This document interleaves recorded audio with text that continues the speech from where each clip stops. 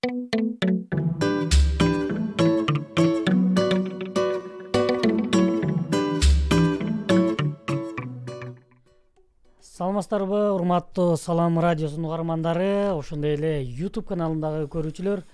Биз ошол ачык микрофонубузду баштадык. Бүгүн бизде коногубузда 7-чи чакырылышка депутатка талапкер 28 ноябрда болуп өттү жогорку кеңешке. Ошол талапкерибизди чакырып отурабыз. Чынтемир Аширалиевич, кош келипсиз. Рахмат. Урматтуу радио угармандары жана YouTube каналынын көрөрмандары, биз бүгүнкү көрсөтүүбүздө ошол шайлоо боюнча сөз кылмакчыбыз. Бүгүнкү ошол өткөн шайлоодо бир мандаттуу номер 2 Баткен номер 2 шайлоо округундагы талапкердин оюн угуп сиздерге жеткирип бергенге аракет жасайбыз. Андыктан сизге алгачкы эле суроо мындай болсун.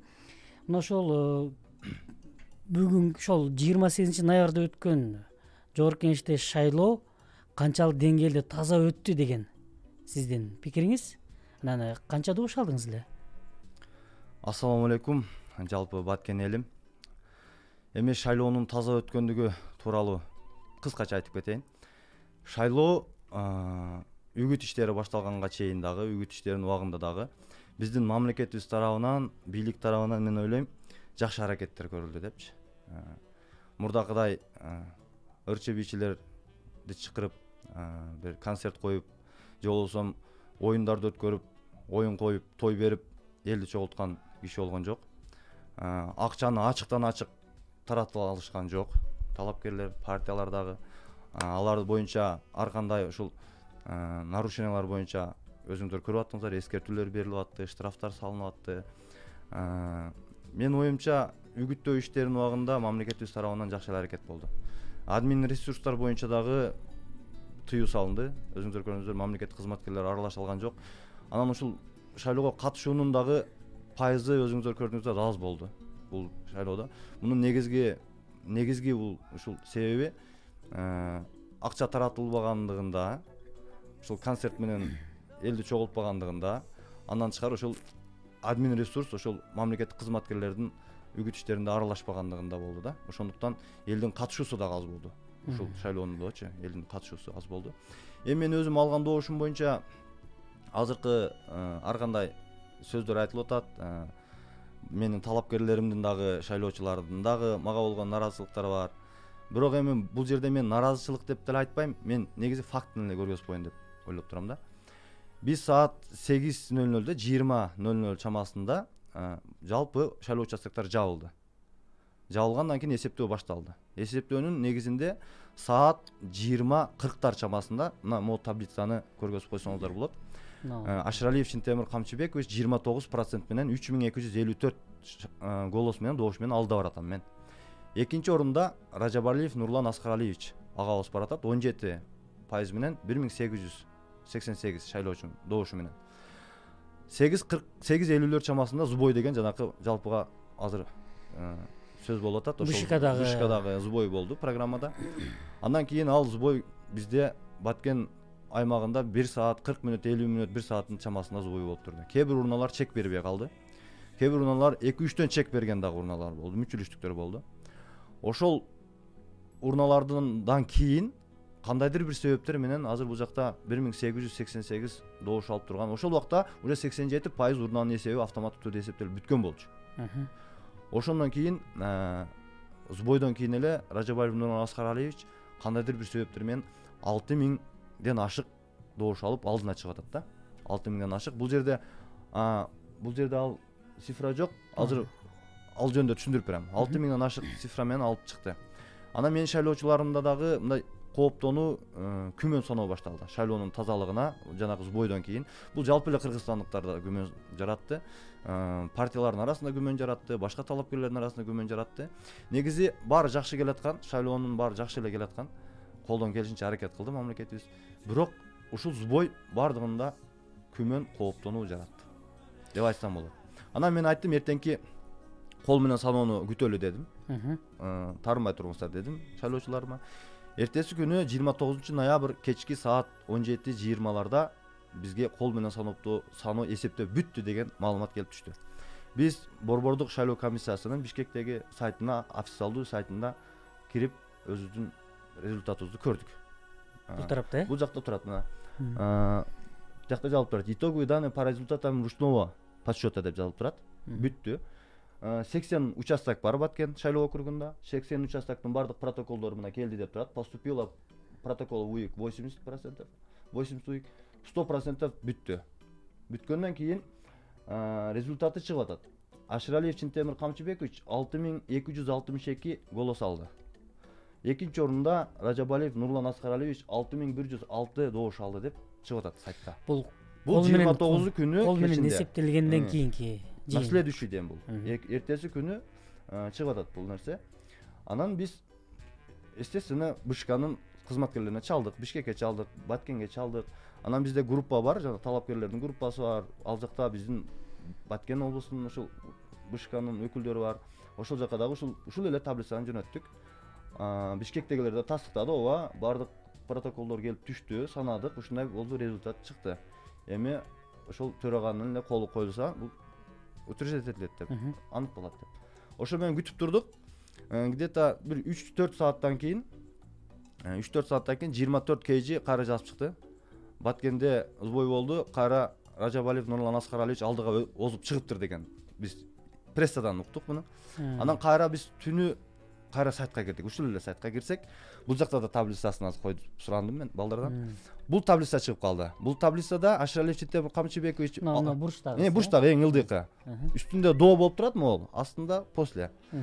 Ал жакта 6310 добуш менен мен турам. Биринчи орунда Ражабалиев Нурлан Аскаралиевич 6556 добуш менен алдыга озуп чыгып атат. Мен ошондо БШКнын таблицаларынын негизинде 3-4 саат жеңүүчү болуп табылып атам да. Анан мен жалпы Баткен элиме айтарым, мен бардык талапкерлердин шайлоочулардын добушун колдойм, сыйлайм. Мен бул жакта жанакы жеңилүүнүн ызасына чыдабай, жеңилген күрөшкө тойбойт болуп деле ызаланган жокмун. Мен жеңип жүргөн, ал даамын татып жүргөн баламын. Менин бир гана күмөнүм, эмне үчүн ушундай бул ошибка дейбизби, адашуу дейбизби, катачылык дейбизби, же башкадыр бир күчтөр ойноп атабы бул жакта, же БШКнын оюну чын эле элдин добушун уурдап алып атышабы, булар мен аны айта албайм. Азыркы күндө биз сотко кайрылып иш чара жүрүп атат.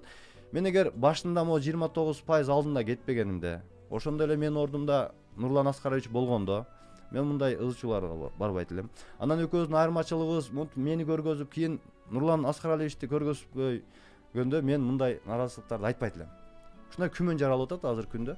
Бул жалпы ушул Баткен элине шайлоочуларыбызга түшүндүрмө да. Эми ушул боюнча сиздер топтолуп сотко кайрылдыңыздар бул тууралуу. Менин юристим азыр Бишкекте сотко кайрылып атат.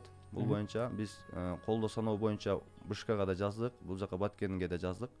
Кудайым буйрса соттон эми чечилет бул нерсе, карайбыз. Анан Чинтемир мырза, эми ушунчалык айтып атасыз, өзгөрүүлөрдү да азыр цитаталар менен келтирип кеттиңиз. Анан мына ушул шайлооду кайрадан болуусун сиздин көз карашыңыз кандай? Кайрадан болсун деген дагы азыр эми бизде саясатчылар айтып атат го. Сиздин пикириңиз кандай? Жакшы суроо. Эми урматтуу кыргызстандыктар, радио угуучулар, бул нерсенин баарын токтотушубуз керек. Кайра шайлоо, мына акыркы шайлоолордо, мына бир жылдын ичинде былтыркы парламенттик шайлоо отмена болду, президенттик шайлоо болду, референдум болду, жергиликтүү кеңештин депутаттарын шайладык, Бишкек, Токмок, Оштогу шайлоолор болуп, алар кайра отмена болду, жараксыз деп табылды. Ушунун баарын эле бизде азыр кече уктум эле 1 миллиард 165 миллион сом шайлоого чыгым кылдык да бизчи Кыргызстан. Бул деген сөз Баткендин 1 жылдык бюджети. Баткен областынын бюджети. Биз Баткен областынын бир областынын бюджетин жөн эле шайлоого, ушундай ызычууга, саясий интригаларга, саясий саясатка чачып жатабыз. Бул деген 200 миңге жакын биздин пенсионерлердин акчасы. Бул өтө чоң сумма Кыргызстан үчүн азыркы күндө. Анан бул нерселер токтош керек. Мен бардык партияларга айтып кетет элем, бардык азыркы утулуунун ызасын тартып турган талапкерлерге да айтып кетет элем. Эч кандай бул кайра чыгып, митинг өткөрүп, же болбосо кайра болсун деп шайлоону жокко чыгарабыз дегендердин баарын айтат элем. Үйүңөрдө эле отургулачы деп айткым келип турат да азырчы. токтоткулачы деп айткым келип атат да. Мындайча айтканда беспределди токтотушубуз керек да. Биз баардыгыбыз мыйзамдын жолунда күрөшүшүбүз керек. Бирок урматтуу кыргызстандыктар, бирок мыйзамдын жолунда күрөшүү үчүн адилеттүү сот, адилеттүү бийлик болуш керек. Бирок мен азыр могу таблицаны карап туруп, менде адилеттүү сотко дагы, адилеттүү бийликке дагы менде күмөн жаралып турат. Бирок күмөн жаралса дагы сиз ошодон үмүт артып, азыр кайрылдыңыз да сотко. Мен сотко кайрылып атам, үмүтүм бар менинчи. Менин үмүтүм бар. Менин бул талапкерлигимди койгонумдун бирден бир себеби ушул шайлоо таза өтөт деген үчүн койдум. Мен жумушум, жакшы жумушум бар болчу. Мен ушул шайлоо таза өтөт дегенде мен кечээки чек ара маселелерине четте карап тура албайбы. Ушул чоң трибунадан менде мүмкүнчүлүк көбүрөөк болот экен, менин сөзүм өтүмдүү болот экен, чек ара маселесин ызылдап көтөрүп чыгайын деп ушул шайлоого келдим эле да. Азыр менде чындыгында күмөн жаралып атат. Чындыгында бизде адилеттүүлүк азыр ыйлап турат экен да. Туура чек ара деп калдыңыз. Күнү кече дагы чек арада чыр чыкты, күн сайын эле катталып турат. Эми майда барат чырлар көп деле элге чыкпайт экен. Сиздин өзүңүздүн мурдагы кызматыңызга байланыштуу буга окшогон майда чырларды дагы өзүңүз билип, угуп турсаңыз керек эле. Эми ошо чек ара боюнча сиз оюңуз кандай? Эми платформаңызда кандай деп жазылган эле? Платформамды эми азыр Баткен эл баары билет. Мен платформам ушул Баткендин коопсуздугу жөнүндө жазгам да. Бизде чек ара маселесин азыр могул бюджетти өстүрүш керек, экономика, маданият тармагы жана башка Кыргызстандын жетишкендиктери, спорт тармагы. Мен өзүм спортсмен катары айтып атам. Мунун баардыгы бир тыйын. Бир тыйын чек аранын алдында. Азыр бизге биринчи орунда өнүгүү үчүн чек араны чечишибиз керек. Делимитация, демаркация болмоюнча, Кыргызстандын мындай өзүнүн чеги болмоюнча, бул нерсе күмөн. Бул нерсенин баардыгы кыргызстандыктар көрүп турган Кыргызстандын картасы, бул мен ойлоп атам, азыр көпчүлүк түшүнбөй турат. Бизде азыр Тажикстан менен 900 километрден ашык чек арабыз бар. Ошонун 500-ü макулдашылган түрдө чечилген. Калган 400-ü макулдашылгандан жөн эле жатат. Сенин жериң шарттуу түрдө эле. Сенин жериң, менин жерим, бул жерде кыргыздын үйү бар, бул жерде тажиктин үйү. Шахматная доска бул. Бир жерде кыргыздын үйү, бир жерде тажиктин үйү. Ушундай эле шарттуу түрдө эле белгиленген аймак. Бул жерде азыр биз баардык жумуштарыбызды ташташыбыз керек. Бишкектеги могу саясий интриганы баарын таштап туруп, саясий элитабыз деп атап аткандын баардыгы керек болсо Баткен келип жашашыбыз керек, могу жерге офис ачышыбыз керек. Баткендин чек арасын тажик туугандар менен тез аранын ичинде чечишибиз керек. Азыр Бишкектеги саясатчылар биздин Баткендин элин кандай жашап атканын билбейт. Биздин балдар кандай окуп атканын билбейт. Мен буга 200% гарантия берип кетем. Азыр мына кечээки 23-сентябрда 2-10 класстын баласын кармап алып кирип кеткен боюнча баарыңыздар билесиздер Баткенде. Аларды айтып атышат, эмнеге контрабандисттерге жүзүм жүктөп иштеп аткан балдар экен да аларчы. Ага эмнеге аяка барып иштейт, окуучу балдарды ким жиберет, ата-энеси карап. Сен өзүң келип Баткенге жашап көр биринчи. Баткендин аймагында жашап, ошол территорияда жашап көр. Мына мен деле 10-11 класста иштеп жүргөм. Таш чогултуп, таш сатып жүргөнбүз биз дагы. Булар деле үйүндө тирилигин кылып атат. Алардын балдарындай апапак ваннада жатып, ошондой шарт болсо, булар деле андай жумушка барбайт болчу. Сен биринчи ошол жерге келип көр. Огородуңан, азыр огородунан кече айтып атат, ата-энесине огород аркылуу нан берет. Огородуна кирсе, границаны буздуң деп камап кете турган жерлер бар бизде, Тажикстан. Туурабы? Ошондуктан сиздин платформаңызда ушул кыскача айтып кетпесизби? Эмнени камтып кеттиңиз эле? Мен платформамда чек ара маселесин көтөрүү же болбосо кечээкинде апаттарда өзүбүз коргоо жөнүндө мен мыйзам долбоорлорун иштеп чыгайын дегем. Бул деген Союздун убагында калган элементарный жанакы эмне деп коебуз, Москва говорит деп мурда билесиз, эмелер бар болчу. Ошондой эле азыр 21-кылым. Сигнализация коюу боюнча, видео көзөмөлдөрдү коюу боюнча, жергиликтүү калктын жашоо турмушун оңдоо боюнча, социалдык абалын оңдоо боюнча, аскер кызматкерлерин оңдоо боюнча, социалдык абалын, мугалимдерге жардам берүү боюнча ушул жергиликтүү калкты көзөмөлдөш керек. Себеби биздин чек ара ошол эл, ошолордун үйү. Мына айтып атпаймынбы, шарттуу түрдө деп. Ошонун үйү менен эле биздин чек ара белгиленип турат. Азыр ал жерде эч ким жашагысы келбейт. Сен биринчи келип жаша. Ушул жерде биз төрөлүп калганыбыз үчүн, мекенибизди сүйгөнүбүз үчүн эле ушул жашап атабыз Сары Талаада. Болбосо биз деле чүйдөн барып орун алып жылуу жумшак жашаганга, же болбосо кээ бир биздин жарандарга окшоп башка мамлекеттерге, чет мамлекеттерге барып жашаганга толук мүмкүнчүлүгүбүз бар. Бирок биз ушул жер туулган жердин топурак алтын деп ушул жерди сүйгөнүбүз үчүн, ушул жерге ыза болгонубуз үчүн, мекенчил сезим болгон үчүн баткендиктер жашап атат азыр ушул жерде. Туурабы? Туура. Рахмат. Акыркы суроом болсун сизге мына ошол Баткен номер 2 шайлоо округунан жеке мандаттуудан 10 талапкер болдуңуздар беле? 10 талапкерлер сиздер ошол эл менен өзүңүздөрдүн программаңыздар тааныштырып аткан учурларда айтып кеттиңиздер эле.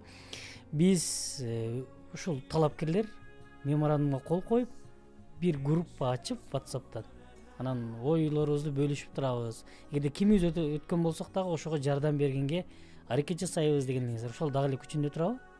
Күчүндө турат. Эми WhatsApp группабыз дагы эле турат. Ичинен эч ким чыгып кете элек азыркы күндө.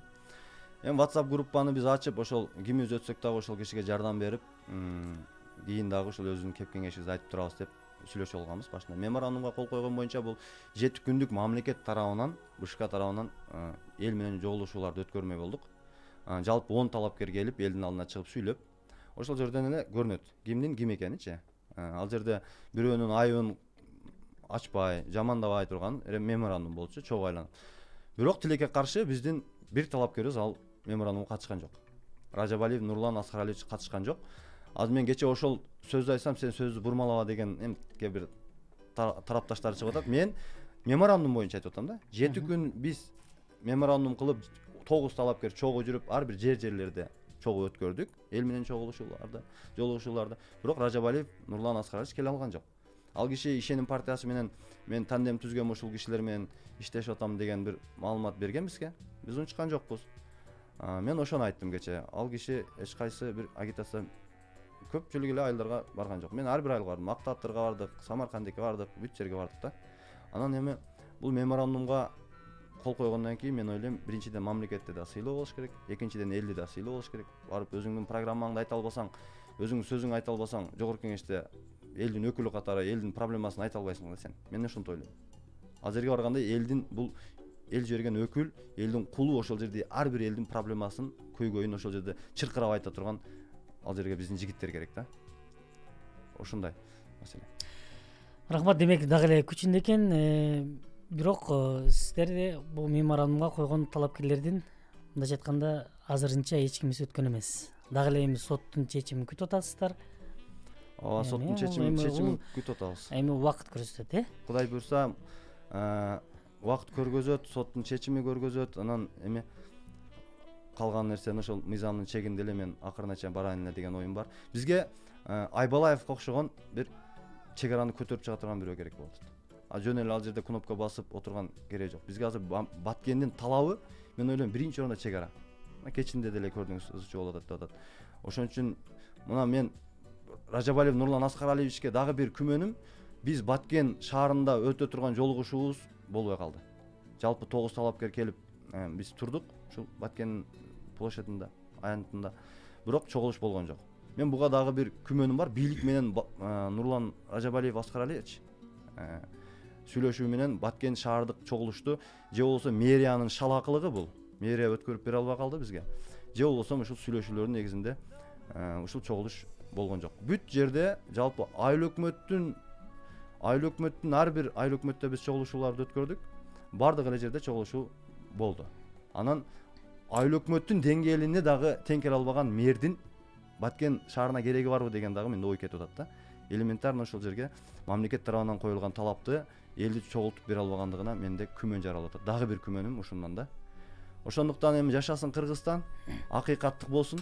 Мен ошентип ойлойм. Эми мамлекетибиз өссүн деп эле отурабыз. Талапкерлердин баарынын ою окшош, максатыбыз жалпы болчу. Эл үчүн, ошо Баткен эли үчүн иштейли деген, негизи эле Кыргызстан үчүн иштейли деген ойлорубуз бар болчу. Эми көрө жатарбыз кандай болот. Анан жалпы жанакы митингге чыгып аткандардын баарына айтам, акча менен сатып алгандарга да айтам, мен мунун баарын токтотушубуз керек. Кыргыздын келечеги үчүн, биздин балдардын келечеги үчүн. Чоң рахмат. Рахмат сизге. Ушундай алтындай убактыңызды бөлүп, бизге келип өз оюңузду бөлүшүп кеткениңиз үчүн сизге ыраазычылык билдиребиз. Бизде бүгүн 7-чакырылыштын жогорку кеңешке талапкер Чынтемир Ашаралиев болуп кетти. Чынтемир мырза менен биз мына ошол шайлоодун канчалык деңгээлде таза өткөндүгү боюнча, анан ушул Чынтемир мырзанын толук оюн уктук. Ошондой эле азыр Чынтемир мырзанын айтып кеткени боюнча Нурлан Ражабалиевдин ошондой эле Баткен мэриясынын дагы өкүлдөрү келип бизге өз ойлорун айтып бергенге бизде ачык микрофон түзүп бергенге биз даярбыз. Ушуну менен биздин берүүбүз соңуна чыкты. Саламатта калыңыздар.